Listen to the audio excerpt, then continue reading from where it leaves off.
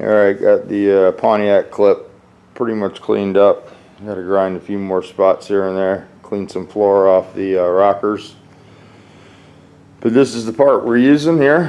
We got to do a little cleanup on the quarter panels on the inside. They got barber-crude there with some OSPO. We got the back seats out, and all that came out pretty good. The pad was actually pretty decent. I had it out there in the save pile, and it looks like it disappeared, like somebody might have used it for something or thrown it out. It was leaning against the truck, so we'll have to get another one of those coming, or see what the one's like in the other car. But this is the stuff we're using. These are the I'm going to use this whole front clip, the transmission. All this stuff is pretty fresh. It was all fairly new right before the fire. So got new shocks. The brakes are pretty fresh. They're disc. The motor was rebuilt. It had one stuck piston that's not stuck anymore, and the drive shaft's good. The rear end's all brand new. Everything's brand new. The exhaust, all that stuff. The heads are pretty decent. They had a little bit of damage from water sitting in the one port, I guess, where they put the fire out. This car was pretty sweet. I sold this to my lawyer, and he didn't do anything with it. Sat at his house for about, I don't know, 2 years, and then I paid I bought it from him, and decided to go ahead and try to salvage some of the stuff off of it. It had a brand new set of well wheels on it with some good tires, and everything's pretty brand new on it. It was at a shop. They just painted it, rebuilt the whole car. All the trim was new, and they were doing some final adjustments on the carburetor, and somebody left the sight screw out of the Holley fuel bowl, and they drove off down the road, and it set the harness on fire, and then it got into the dashboard and burned the car to the ground before the customer even got to drive it. So it was an insurance auction that we bought it at, and then I sold it to Mike, and then he didn't do anything with it, and then I got it back. So I was going to try to fix this car. It was probably repairable, but it had some serious burn on the center of the car. Another YouTuber left a comment, and I went and picked up a parts car, and I got a really good deal on it, and we're going to use the front clip off of that. It's been hit in the back. So I tried to look up the date codes on these heads. I went in the notice part of my channel. I don't usually go through and dissect the channel, but the other day I didn't have much to do. I was looking at it, and there was 135 spam messages in there, and one of them was somebody that sent me a chart over for the Pontiac with all the different casting numbers and such. They're referring to this number on the top of the runner here. I don't really know if that's a runner number or the number they were looking for. I thought it was that casting number there, but I couldn't find these in the list that he sent me. They do have a large valve, pretty large valve for an intake valve. I mean, it's probably a 211, and they do have screw and studs and guide plates. They had nice positive seals on them. So I'm just going to clean these up and clean up the rust, and we'll put these back together, and I'll order some head gaskets and top end kit. We'll have to get a new carburetor and a distributor, and this thing should be ready to fire up. I don't really know much about the heads. I can pick them up here. Pontiac guys might know more about them. That's what they look like.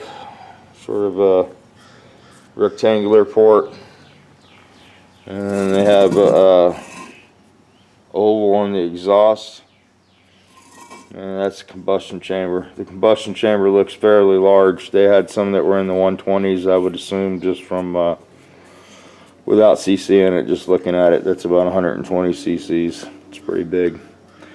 It's got a large valve, so I don't know how the compression will be. It's probably pretty low. It's Got a little bit of a squish area over there, but there's nothing on this side. It's like hemi-cut. So we'll see how it works out. This motor's already got a cam in it. It's got all ARP fasteners and stuff. It's got an Edelbrock intake. It's got some good parts on it. It's a decent piece. We got this brand new fuel tank there. And there's a set of these wheels. These are off my car, my front runners, but I have 4 wheels off of this that are pretty sharp. Brand new shocks all the way around. It's got air shocks on the back. I don't really care for those, but they're functional. They work. And that's what this car is going to be all about. The tranny looks really fresh. The fluid was really nice. And it's all got all aluminum bushings all the way through. So let's go take a look at the parts car. You guys are like, man, it's a big project. Anyway, we'll go through the maze here. I'll show you the front clip.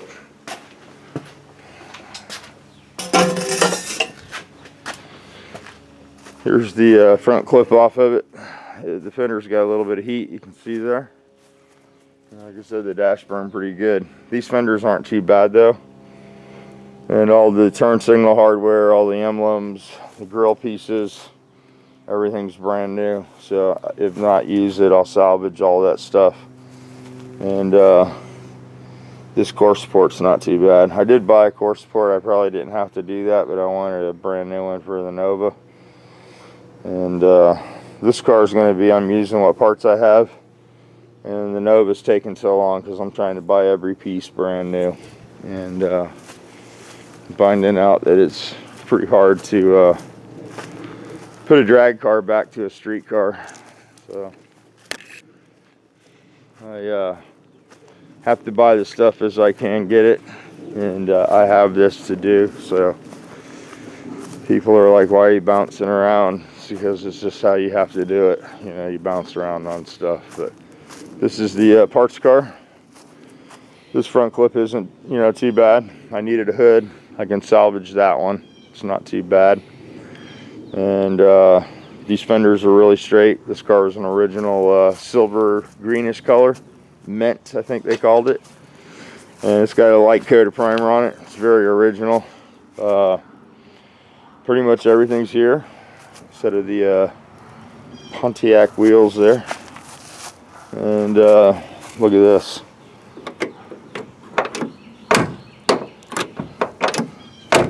Pretty sweet on the doors. But we're going to use the front clip off of this. I haven't decided exactly how to lay the quarter panel on there, whether I'm going to splice the rocker, sleeve them and splice them. Being that the car's got frame rails, it will you know, be held together pretty good. I might even put in just a little bar just to ensure that it's you know, more than enough. But this car is pretty nice inside.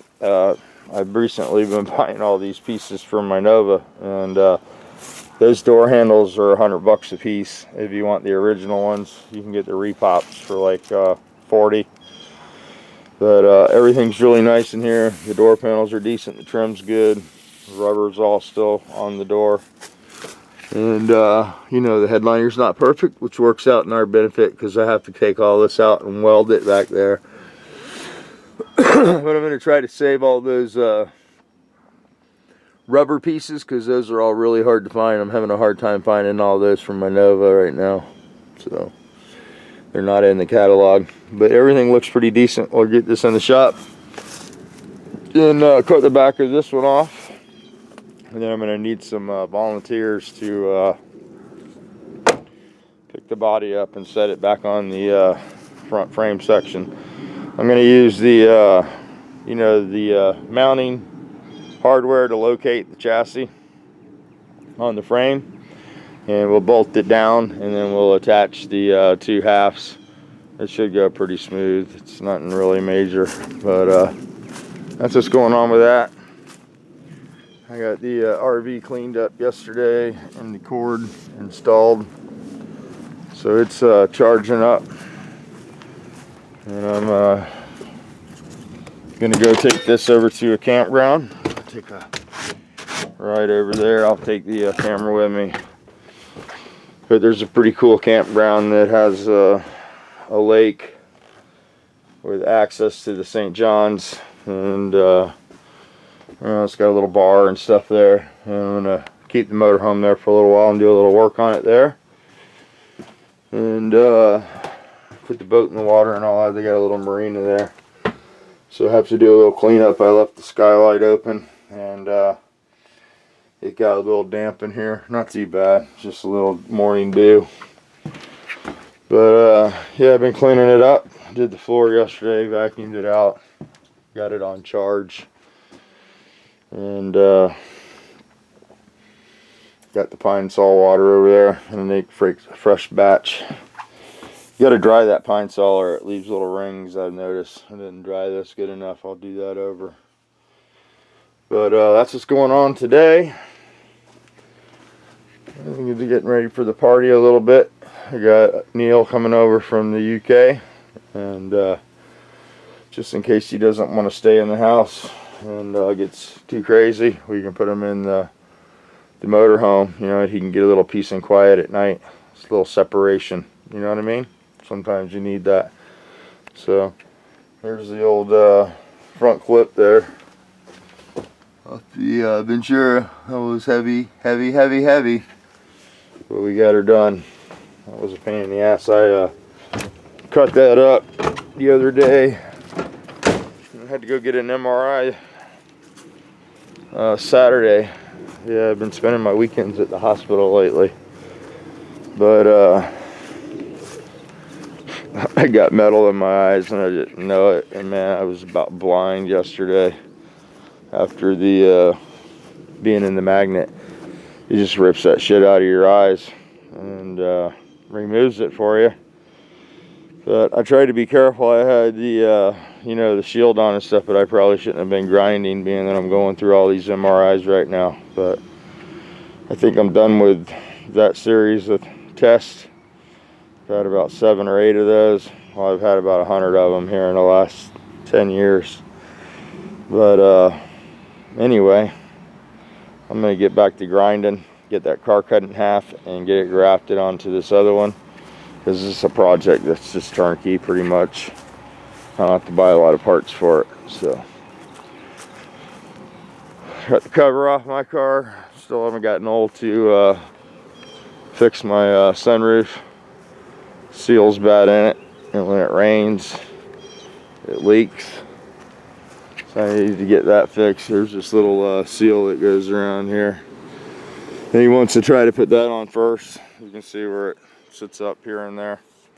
Really, it depends on how the sunroof closes on to how bad it leaks. So that's why we decided to go with that seal instead of the vent tubes. I guess you have to pull the headliner out for the vent tubes.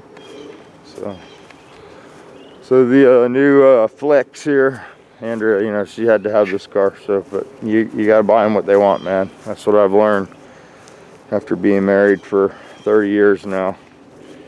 You have to compromise. It's not exactly the car that I would have bought. It is a cool car though. There's a lot of room in there for the family. There's 5 of us, so 3 rows of seats is pretty necessary. And then she's a power shopper, so she needs that extra cargo space. But this AP whatever unit in the front does leak, and this one hadn't been recalled. I went to Ford. They put a quart of jizz in there, and I guess it holds 16 ounces, so it was almost empty. And it has a 90-day powertrain warranty on it from the car lot that I bought it at. But they're sort of dragging their feet because I paid cash. I didn't finance it, and I got a really good deal. They knocked a bunch of money off of it, of course. And when I took it back to address the differential, rather than go to Ford, they sent me to their mechanic, and he wanted to get a rebuilt differential, a refurbished one from Ford. They make a CERTA unit because he didn't have the proper tools to set the unit up. It takes a few special tools. Everything takes special tools, but he was more comfortable getting the chunk. And now the car lot's like, wow, man, we gave you a good deal on that. We knocked all that money off. And I'm like, well, you didn't say you knocked the warranty off. So sort of waiting to see what happens with this today. whether that's going to be out of pocket or I'm going to just be able to get that warranted under the 90-day powertrain deal. Hopefully they'll take care of it and honor the warranty, and everything will be sweet and good. Other than that, the car is really nice, drives good. She likes it, and yeah. So I need to drive the convertible today too. I'm sure the battery is going to be dead. It's a 6-volt car. I don't really have a way to charge it, so I'll have to push start that if it doesn't start. I did buy a brand new battery, so maybe we'll get lucky. There's some more residual from the Ventura. That seat was one hell of a, this thing was glued in. I don't want to touch it, it's all sticky icky, but you can see that. So look at this, like zero rust inside those rocker panels. You guys up north probably don't get to see that much, but nothing. We don't get a lot of rust here, even though we get a lot of moisture. You know, we get surface rust, but there's no structure rust in any of our stuff. As long as you don't get somebody that goes to the beach every day, you know, everything's cool. It's a slow rust process. So that's what's happening. I need to pull the other head apart. I'm going to do this one first, not get ahead of myself. And that's the bad one. I'll stick it in the glass beater here as soon as I have the strength to pick it up and get it sandblasted. And we'll start the cleaning and reassembly process. Jerry Sheets told me he might have a distributor for this thing. This is what was in it. It's a little tasty. But I saw one of these at the car show. I probably should have bought. It was 55 bucks. But Jerry said that he might have one. I'll pay the shipping on it, whatever. And we'll go that way. Just get a factory HEI unit in there. I have a aftermarket coil pack for one of those. And yeah, so here's all the hardware for this motor. It's got some Moose Tucker valve covers there. And here's the Edelbrock. Everything's painted black on this, no clue why. Here's the ARP hardware. It has stamped rockers. I hate these, so I'm going to buy roller rockers for it just because I'm anal. But we'll upgrade the rocker arms, and that's about all I'm doing to this thing. And of course, brand new carburetor was necessary because this one melted off. It didn't compromise the intake or the phenolic spacer there. That's pretty nice. Those are pricey.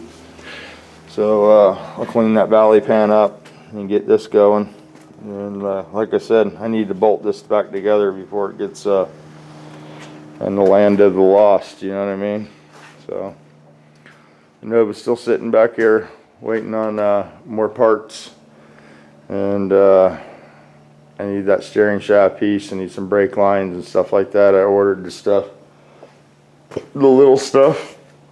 The rear end, on the other hand, is the major expense, and I gotta save some pennies for that. I want to buy that 4-link quadrelink system, it's called. It's real compact, and it bolts in. And then I want to upgrade the rear end. I need a pinion bearing support and you know, an installation kit. And I got a 355 gear that I might put in it and take the 430 gear out that the small block had, so it could be more compatible with the big block. But yeah, so that's a lot of work over there. This looks like a lot of work, but I have everything here. And you know, I have some people coming to visit that might help me move some shit around, pick some stuff up. And you know, I'll make a video when I get the car around here and I get it stripped down, and I'll put the call out for some help. And if somebody gets some help off YouTube, that would be cool. You know, buy some pizza or a beer or whatever. I'm not a beer drinker, but you know, we'll have a little party and set the body onto the car. I think that would be the easiest way to do it. Just clean the body right here, prep it, cut it all off, and then set it on here and locate it with the holes, and then weld it together.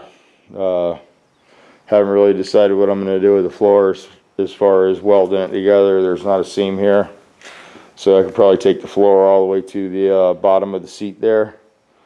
That would be one option.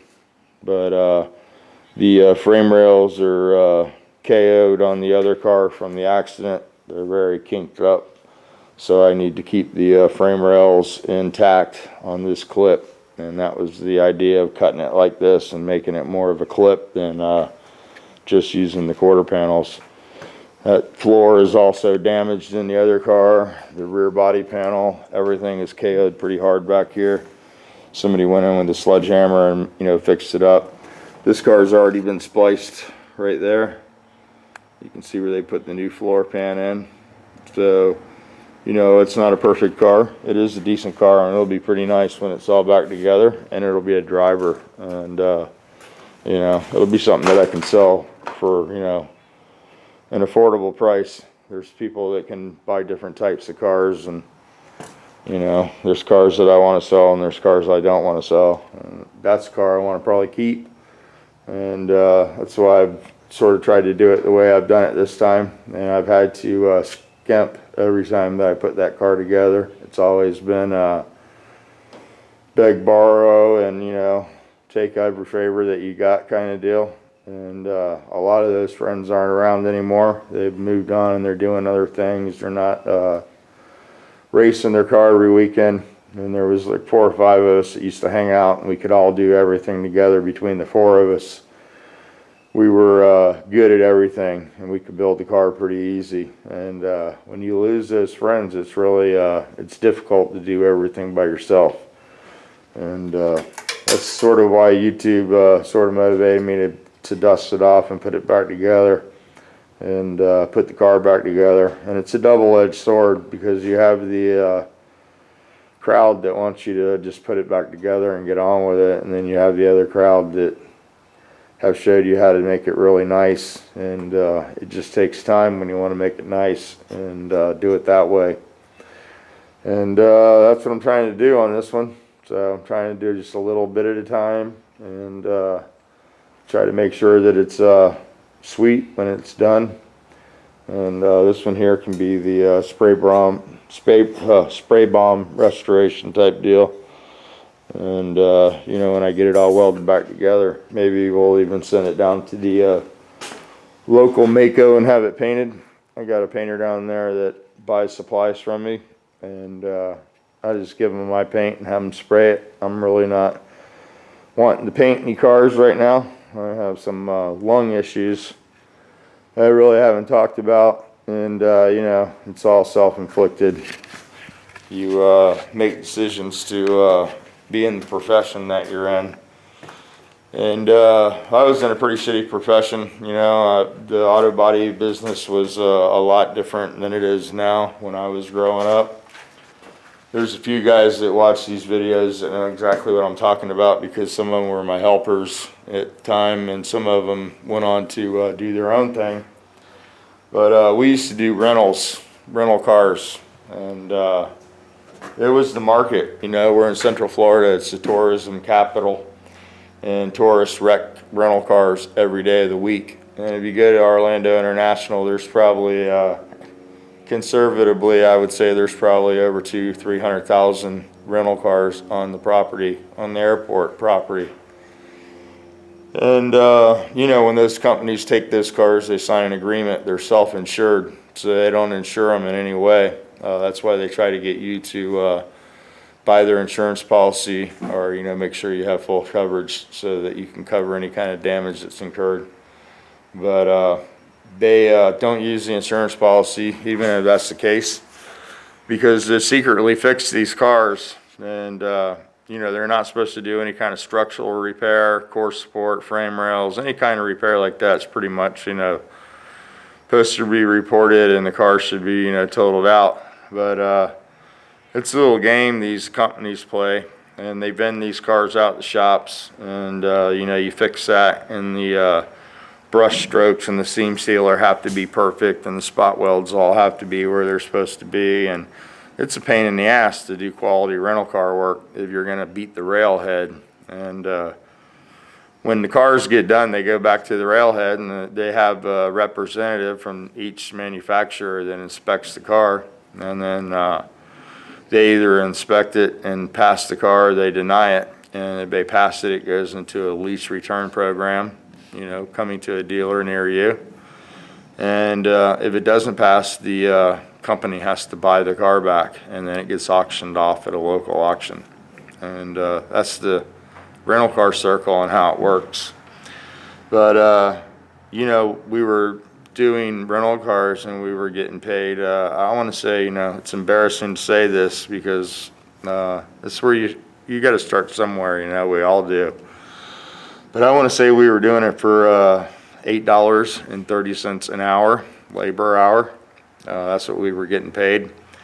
And, you know, you had to pay your helper out of that and, you know, make enough money to feed your family. So you find yourself turning 300-400 hours a week with a helper, and like 270 if you're by yourself, 200, and that's the norm.